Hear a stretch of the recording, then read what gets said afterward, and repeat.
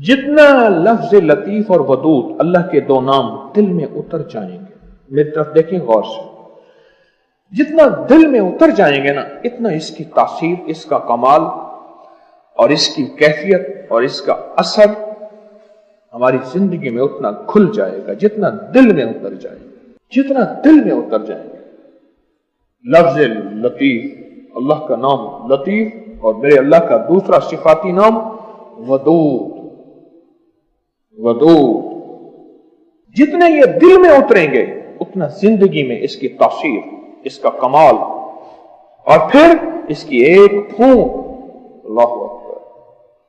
وہ ہوگی جو آتش نمرود کو، نمرود کی آگ کو بجھا کے رکھ دے گی۔ ایک پھونک، ایک پھونک۔ لیکن یہ ہے کہ یہ دل میں اتر جائے، اس کا یقین اتنا ہو کہ میں اللہ کا نام لے رہا ہوں۔ اس کا پاؤں کا تعلق پانی کے ساتھ ہے، اس لیے وضو میں یاد رکھیے گا، وضو میں پاؤں کا تعلق وضو میں اللہ نے لازم رکھا ہے، اور وضو ہائی بلڈ پریشر کا علاج ہے، وضو ذہنی ٹینشن کا علاج ہے، وضو ذہنی تناؤ کھچاؤ کا علاج ہے، اور وضو کرنے والے بیماریوں سے بہت بچے رہتے ہیں، یہ اس کا نظام ہے۔